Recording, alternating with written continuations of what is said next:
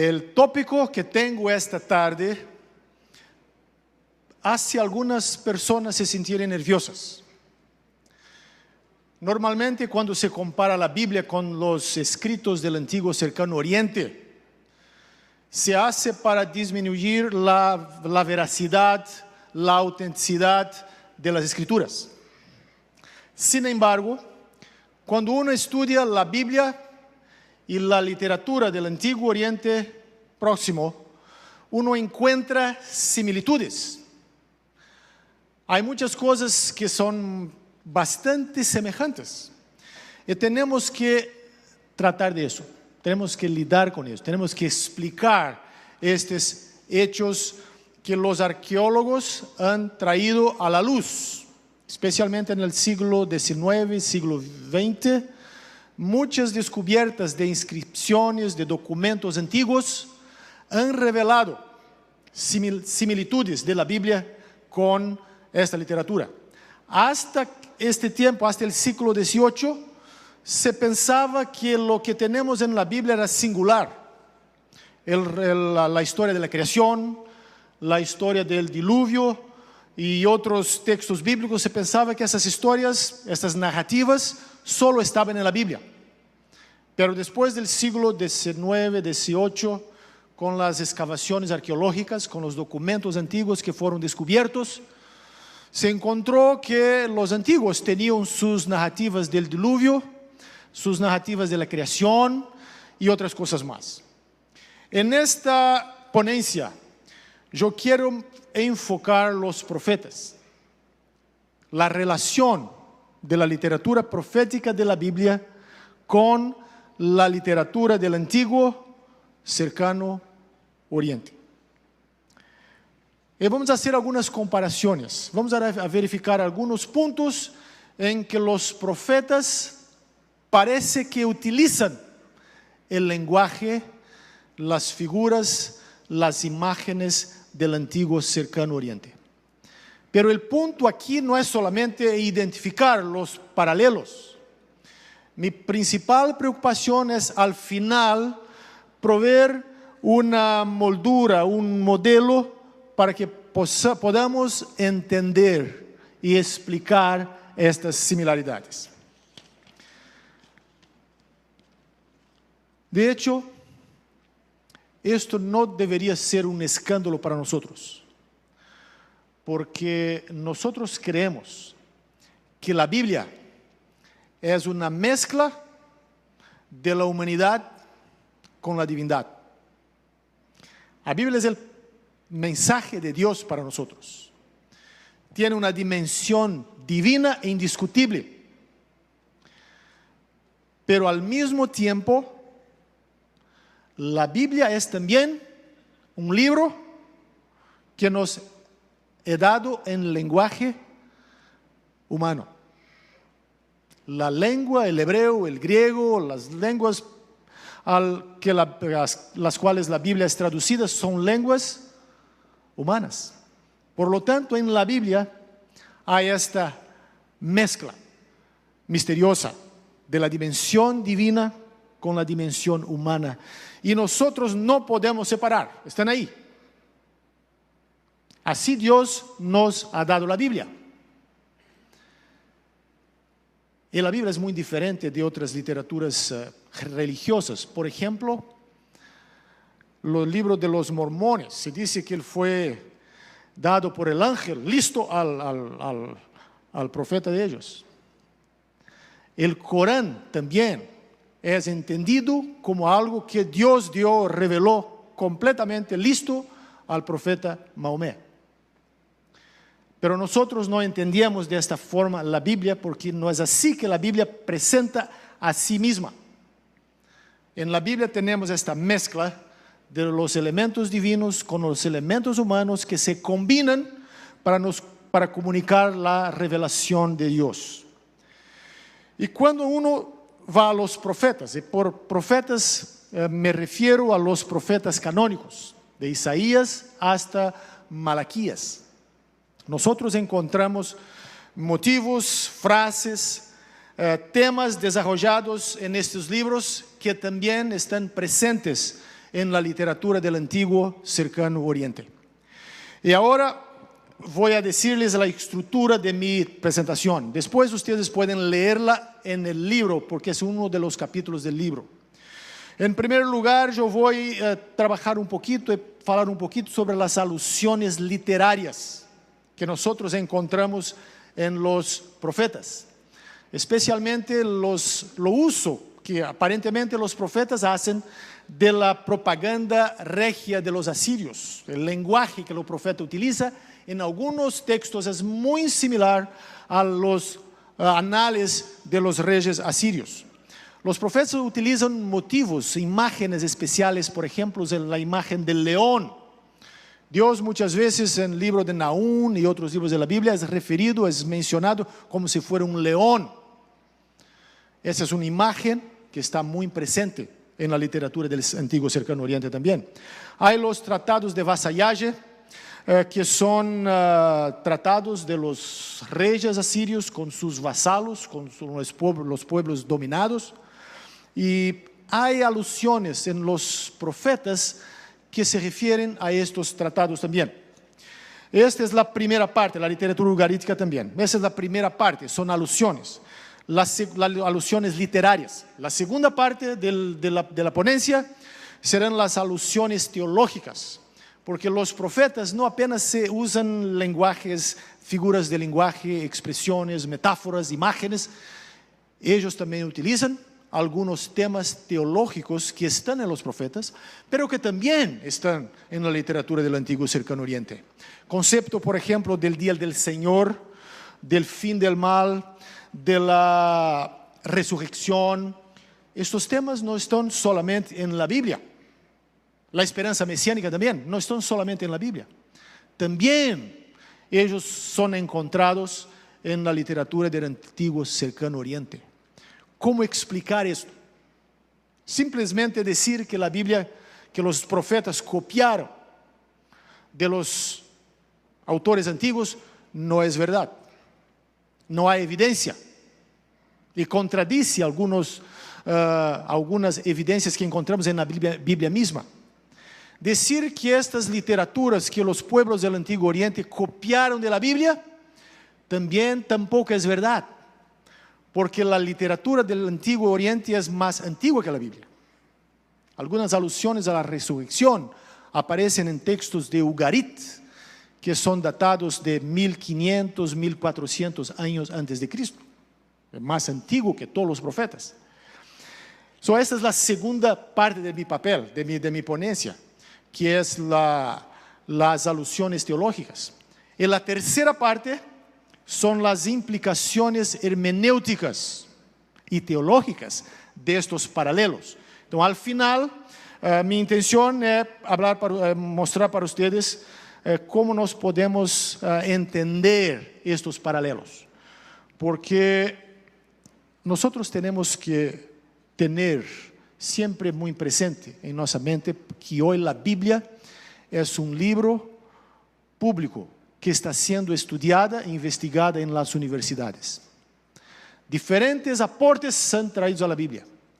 Y muchas veces cuando uno mira la televisión, oye el radio, hay alguna entrevista, hay alguna encuesta, alguien está hablando de la Biblia. Y a veces ellos invitan eruditos para hablar. Y normalmente son eruditos seculares, que no creen en la autoridad o la inspiración de la palabra de Dios. Entonces esos eruditos van a explicar estos paralelos como si la Biblia fuera un libro exactamente igual a cualquier otro libro. Por eso es importante que nosotros tengamos este modelo, esta hermenéutica muy clarita, para que cuando confrontados con estas reivindicaciones, con estos argumentos, tengamos las respuestas que necesitamos dar.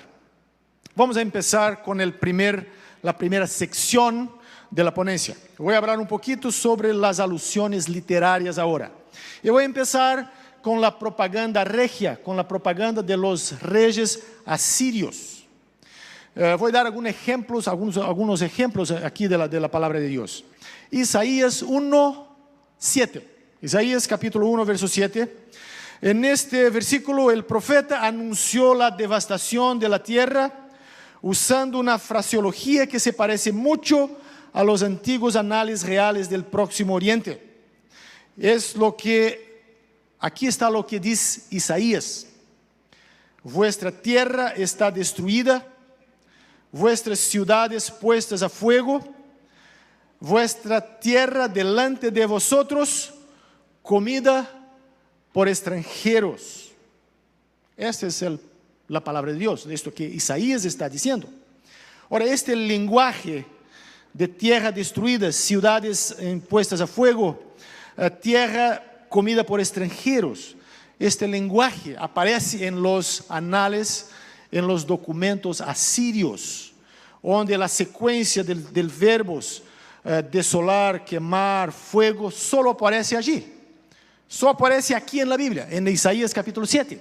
Y fuera de la Biblia, solo aparece en los anales asirios.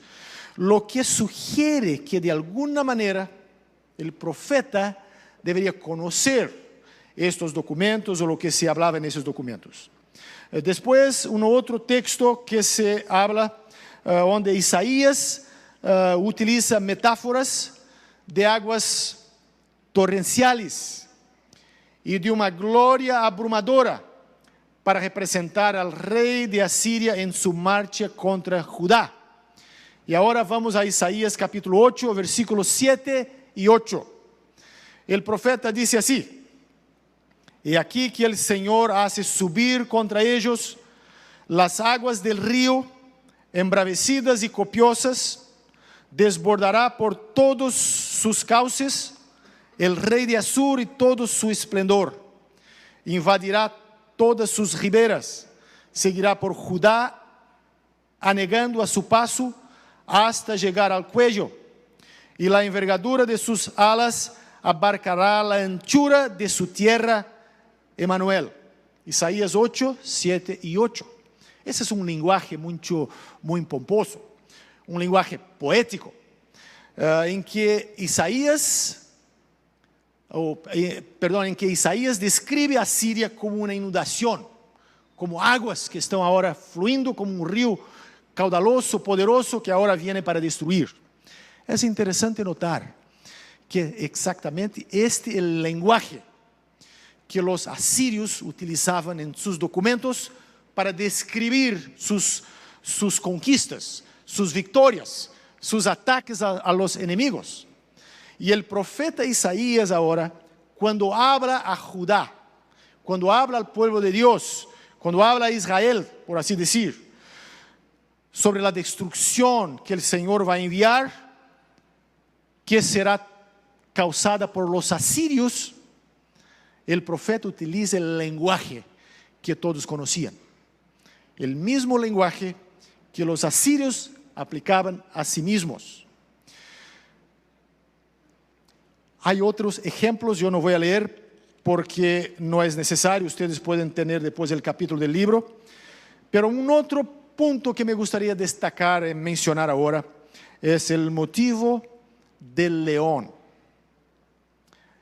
El motivo del león es muy empleado en la propaganda asiria, porque los reyes asirios se describían como leones. De hecho, los reyes asirios les gustaban cazar leones. Era una forma de deporte y una manera de demostrar su fuerza, su vigor. Y es normal cuando uno lee los documentos asirios encontrar declaraciones en que el rey asirio es descrito, es imaginado como un león. Ahora, cuando los profetas se utilizan de esta imagen, ellos están utilizando una imagen para enfatizar el poder del mensaje que ellos están predicando. Por ejemplo, Isaías 15, versículo 9, Jeremías 2, 15, Jeremías 4, 7, 5, 17.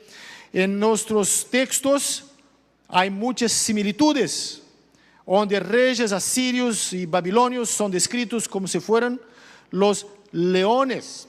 En el libro de Nahum, que es un libro que fue escrito en el tiempo de los reyes asirios, este libro describe a Dios como el león.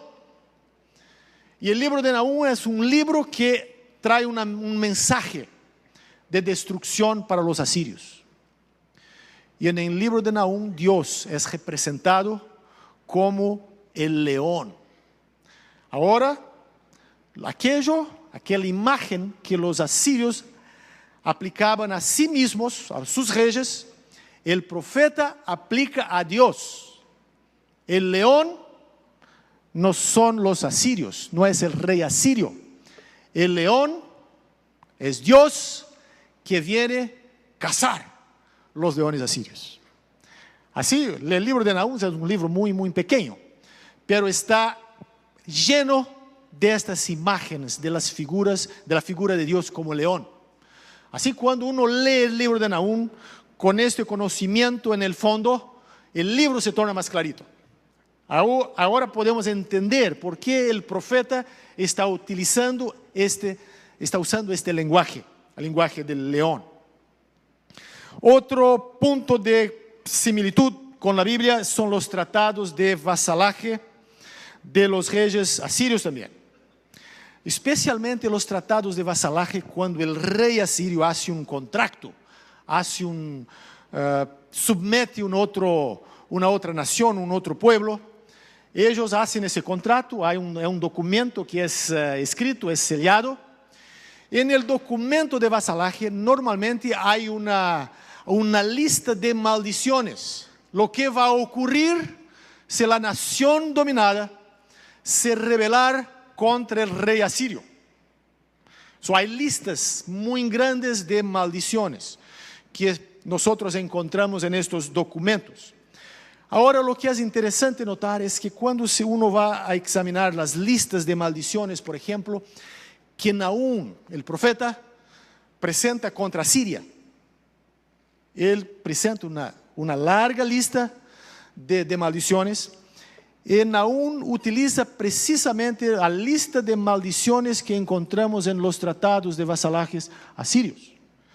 Aquellas maldiciones que los asirios invocaban sobre los pueblos a quien ellos dominaban. Ahora el profeta revierte y aplica a los asirios mismos. Las evidencias indican que el profeta conocía las listas de maldición de los asirios. Era una persona informada de lo que estaba ocurriendo. Él no está necesariamente dependiendo de esos documentos para escribir. No está legitimando los documentos asirios como verdad teológica, pero está se utilizando de aquel lenguaje de lo que los asirios mismos conocían para ahora decir lo que Dios va a traer sobre ellos. Al hacer de esta forma, el profeta está comunicando el mensaje con un poder retórico especial. Un otro punto de similitud nosotros encontramos en la literatura ugarítica. La antigua ciudad de Ugarit fue descubierta hace unos 90, 80 años, 1934, 35, por ahí fueron descubiertas muchas tablas de argila con textos de la ciudad de Ugarit. Ugarit es una ciudad en la región de Siria que fue muy próspera entre los siglos 14 y 12 o 15 y 12 antes de Cristo. Por lo tanto, es una civilización muy antigua. Los textos ugaríticos son anteriores a muchos de los textos bíblicos. Los eruditos se quedaron impresionados cuando fueron a pesquisar, estudiar la literatura ugarítica, porque se encontró allí muchas expresiones, muchas figuras de lenguaje, muchos conceptos que ya se conocía de la Biblia. Por lo tanto, mucha cosa que se encontró en Ugarit ayuda a entender algunos pasajes, algunos términos que encontramos en la Biblia también. Pero es muy interesante la similitud que hay entre el texto de Ugarit y Isaías 27, versículo 1. Isaías 27 es una perícopa que representa el juicio escatológico y la victoria decisiva de Dios sobre las fuerzas del mal. Este texto, Isaías 27, versículo 1, dice así: en aquel día Jehová castigará con su espada dura, grande y fuerte a Leviatán, la serpiente veloz, a Leviatán la serpiente tortuosa, y matará al dragón que está en el mar. Este texto está en Isaías 27, versículo 1. Se refiere a Leviatán, a la serpiente veloz, a la serpiente tortuosa, y hasta que antes de las descubiertas de Ugarit, este es el único texto del Antiguo Oriente que mencionaba estas entidades, estos elementos, Leviatán, la serpiente tortuosa. Pero en Ugarit, en los mitos de Baal que están allí en Ugarit, se encontró una expresión muy parecida. Los eruditos llegan a decir que la Biblia y Ugarit, dos textos son muy similares. Ugarit dice así: cuando mataste a Leviatán, la serpiente tortuosa, y aniquilaste la serpiente tortuosa, la potentada de 7 cabezas. Hay una serie de expresiones hebreas en Isaías que corresponden precisamente a las expresiones de la lengua ugarítica. Ahora, la pregunta que uno se hace es: ¿qué vamos a hacer con estas similaridades? No podemos decir que la Biblia copió de Ugarit, o que Isaías copió de Ugarit, porque Isaías vivió 700 años después de que estos textos fueron escritos. Y no hay erudito que postule, que defienda esta idea. Pero tenemos que explicar de alguna manera. Y voy a voltar a esto al final de mi ponencia. Ahora, en la segunda sección de esta ponencia, yo quiero hablar un poquito sobre las alusiones teológicas que nosotros encontramos en los profetas a la literatura del Antiguo Oriente cercano, o puntos de similitudes, puntos en común. Por ejemplo, los profetas hablan mucho del día del Señor. El libro de Amós habla del día del Señor. Probablemente es la primera mención del día del Señor en la Biblia está en el libro de Amós, donde explícitamente se menciona el día en que el Señor va a se manifestar para traer juicio a su pueblo. Ese es un concepto muy importante en Amós, Abdías, Isaías y otros profetas. Ahora, la literatura del Antiguo Cercano Oriente también tiene una idea similar. Un día en que el rey va a venir y va a destruir los enemigos y va a establecer la paz en su reino. Encontramos varios textos sumerios, hititas, egipcios y semíticos en general que tratan de este tema, que aluden a este tema. Un otro punto es el fin del mal, el establecimiento de la paz, de la perfección en el mundo. Isaías 11, versículos 6 a 9, tiene una promesa en el contexto del Mesías. Isaías 11, 6 a 9, ustedes conocen muy bien el texto. Isaías dice así: morará el lobo con el cordero y el leopardo con el cabrito se acostará. El becerro, el león y la bestia doméstica andarán juntos, y un niño los pastoreará. La vaca pasará junto a la osa, sus crías se recostarán juntas, y el león como un buey comerá paja. El niño de pecho jugará sobre la cueva de la cobra, el recién destetado extenderá su mano sobre la caverna de la víbora. No harán mal ni dañarán en todo mi santo monte, porque la tierra será llena del conocimiento de Jehová, como las aguas cubren el mar. Este es un texto maravilloso, una promesa mesiánica muy importante que encontramos en el libro de Isaías. Este anhelo, este deseo por la perfección, por la restauración de todas las cosas que Dios comunica a su pueblo a través de Isaías. Ahora, en la literatura del Antiguo Oriente también encontramos expresiones de esta esperanza. También encontramos textos en que se habla de un día en que no habrá serpiente, ni escorpión, ni habrá león, y muchos conceptos similares al concepto de Isaías, que fueron escritos aún antes de Isaías.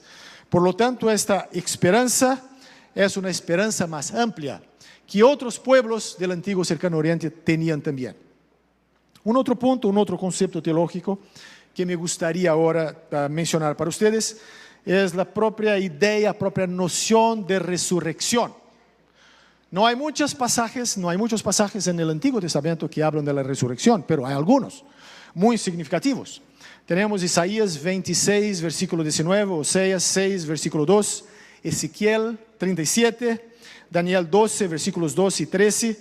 Son textos que hablan de la resurrección. A veces se habla de la resurrección nacional de Israel, pero se habla también de la resurrección individual, personal, de los muertos. Y la resurrección es una esperanza fundamental de la Biblia que después será desarrollada en el Nuevo Testamento. Pero los textos antiguos también hablan de la resurrección. En Ugarit, como hablé para ustedes, también hay referencias a la resurrección. Se entiende que los dioses, por lo menos Baal, muere y resucita. En algunos textos hititas también se habla de la resurrección, pero en estos textos normalmente la resurrección es un privilegio de los reyes. En la Biblia la resurrección es un privilegio de todo el ser humano que es fiel a Dios. Por lo tanto, hay similitudes y hay diferencias también. La resurrección es un concepto teológico importantísimo que está en la Biblia y también en la literatura del Antiguo Oriente cercano. Un otro concepto es la esperanza mesiánica. La Biblia presenta la promesa mesiánica del Mesías. La Biblia presenta, los profetas presentan la esperanza de que Dios va a enviar un rey mesiánico que va a restaurar todas las cosas, va a establecer la paz. Será el rey perfecto. Lo que los reyes humanos de Israel no alcanzaron, no concretizaron, será alcanzado y concretizado por el rey mesiánico, el descendiente de David. Es una esperanza que nosotros encontramos a lo largo de la literatura profética. Ahora, la esperanza mesiánica, una esperanza similar, parecida con la esperanza mesiánica, nosotros también encontramos en la literatura mesopotamia de 2000 años antes de Cristo. El anhelo, el deseo de un rey que va a venir y va a restaurar todas las cosas. Es una esperanza que también aparece en esta literatura. Otro punto, el fin de la muerte. La Biblia habla del día en que la muerte tendrá fin. Los profetas mencionan. Isaías 25, 7 y 8 habla que el Señor va a eliminar la muerte. Ahora, esta esperanza del fin de la muerte también aparece en los textos antiguos. Un otro concepto que aparece en los profetas es el concepto del banquete escatológico. Al final de la historia humana, cuando Dios derrota a los enemigos de su pueblo, Dios ofrece un banquete. Isaías 24 menciona esto. Jeremías capítulo 51. Y de paso, el libro de Apocalipsis también. Esta noción, esta imagen del banquete escatológico que celebra la victoria de Dios sobre las fuerzas del mal, también aparece en la literatura del antiguo cercano Oriente. Pero hay semejanzas, pero hay muchas diferencias también. Y ahora, en la última parte de mi ponencia, yo quiero hablar sobre las implicaciones hermenêuticas e teológicas destas similitudes. Nós não podemos afirmar que os profetas simplesmente copiaram ou conheciam todas as passagens da literatura do Antigo Cercano Oriente. Pero quando uno lê a Bíblia e lê a literatura antigua, uno encuentra estas similaridades, similitudes. Por lo tanto, temos que explicarlas. E há implicações hermenêuticas, há implicações teológicas. E quando se analisa estes pontos, necessitamos evitar dos extremos. Um extremo é dizer, não, todo o que encontramos na Bíblia não tem nada que ver com a literatura do Antigo Cercano Oriente, todo isso foi revelado diretamente de Deus, uma visão de Deus ao profeta. Esse é um extremo. A Bíblia é um livro que caiu listo porque Deus lo jugou ao profeta, a revelação. Não há nada, não há nenhum elemento humano que desempenhou algum papel nesse processo. O outro extremo é dizer, a Bíblia é um livro igual a outro livro. A Bíblia é apenas uma cópia, uma adaptação, uma modificação da literatura do Antigo Oriente Próximo. Isso também não é verdade. De acordo com a Bíblia é uma mescla de los elementos humanos e divinos que se combinam para comunicar a verdade de Deus. A nós não cabe separar o humano do divino. Quando nós estudamos estes aspectos é para entender um pouquinho melhor. Pero nós não temos a autoridade para abrir a Bíblia e dizer, isto aqui é assim porque é humano, isto é assim porque é divino. Porque o humano e o divino estão mesclados em todo esto, incluso o que acabei de mencionar para vocês. Por lo tanto, agora vamos a alguns princípios que vão nos ajudar a entender e a explicar estas similitudes. O primeiro ponto, algumas destas similitudes estão aí porque são parte de uma experiência comum. Alguns dos paralelos que encontramos aí pertencem a um acervo de expressões e iconografia que os profetas compartían com o contexto del Próximo Oriente, en su conjunto. En estos casos, los profetas pueden haber usado tales expresiones como parte de su vocabulario normal, sin ninguna intención de referirse a textos o ideas de las naciones vecinas. Un ejemplo de tales casos es el uso de ciertos términos y ciertas frases atestiguados tanto en el hebreo como en el ugarítico y otras lenguas antiguas. Es simplemente el hecho de que el profeta vive en el mismo mundo, en el mismo ambiente. Si uno va a oír un predicador aquí en el sábado predicando, va a ver el discurso que se presenta en el radio de una persona cualquiera, de un político, por ejemplo, y combinar las palabras y encontrar palabras en común. Pero no significa que uno está copiando el otro. Simplemente porque ellos hablan español y porque hablan una lengua similar, comparten una cultura similar, están utilizando expresiones que son similares. Algunas de las expresiones en la Biblia son explicadas de esta forma. La cultura común de la Biblia y del Antiguo Cercano Oriente. El segundo punto, que explica también otras expresiones, nos parece que el profeta conocía la literatura. Parece que él sabía y quería alcanzar algún efecto. En estos casos nos podemos decir que algunas similitudes son explicadas por una intención retórica. El profeta necesita comunicar el mensaje que Dios le dio de una forma que pueda atraer la atención de su audiencia, del pueblo.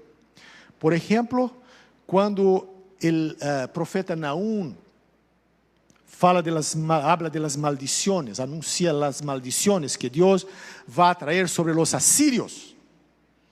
Él menciona una lista de maldiciones que son similares a las que están en los anales, los documentos asirios. ¿Por qué? Por una cuestión retórica. Para poner fuerza en el mensaje que él está comunicando.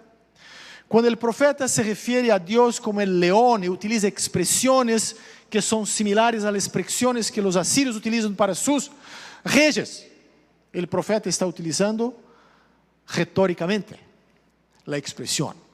Él no está validando, no está legitimando los análisis asirios como inspirados. Está simplemente se utilizando de las expresiones para poner efecto, para poner fuerza en su predicación.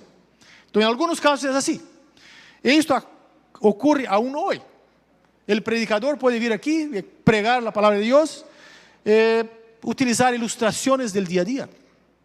Figuras de la política, del gobierno, de cualquier lugar se puede traer para ilustrar una verdad de la Biblia. No que estemos utilizando o tomando, digamos, por así decir, emprestado de ellos. Estamos simplemente utilizando un modelo retórico para comunicar el mensaje. Y algunas de estas similitudes son explicadas de esta forma. Pero hay otras que son un poquito más difíciles. Y ahora voy a concluir con la última parte. Cuando hay alusiones, por ejemplo, o similitudes entre conceptos como resurrección, el día del Señor, el fin del mal, en los profetas, que encontramos también en la literatura extrabíblica. ¿Cómo explicar esto? No es algo que simplemente ocurrió por acaso. La explicación retórica también no funciona. Aquí nos podemos postular el concepto de una revelación más amplia de Dios a la humanidad. Estos paralelos se explican mejor cuando nosotros entendemos que estos conceptos pueden tener un origen común. Elena de White tiene una declaración que nos ayuda a entender esto, el concepto. Ella dice en el libro La historia de la redención, ella dice así: a Adán se le revelaron importantes acontecimientos del futuro, desde su expulsión del Edén hasta el diluvio y más allá, hasta la primera venida de Cristo a la tierra. Su amor por Adán y su posteridad inducirán al Hijo de Dios a condescender al punto de tomar la naturaleza humana para elevar así por medio de su propia humillación a todos los que creyeron en Él.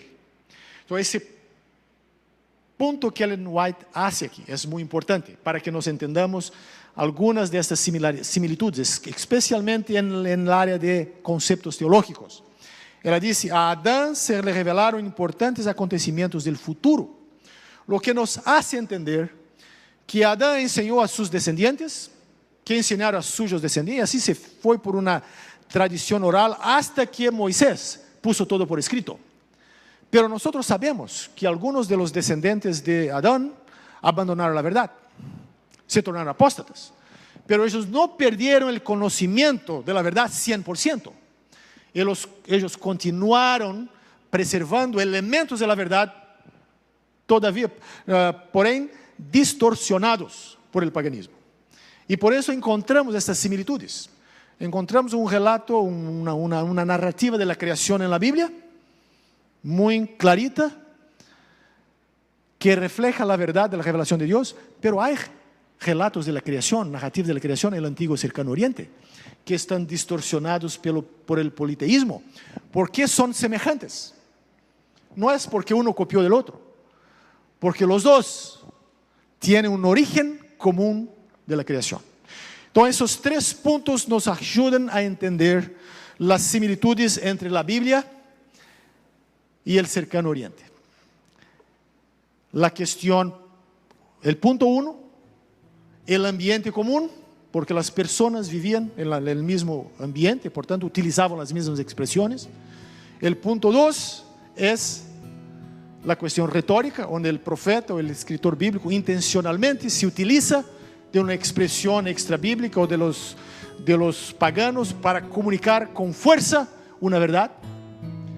Y finalmente, el origen común, una revelación más amplia que Dios dio a la humanidad, y que fue preservada por los profetas de una forma no contaminada, en contraste con los conceptos de verdad que vienen a través de los paganos, mas que están distorsionados por el politeísmo, por la idolatría.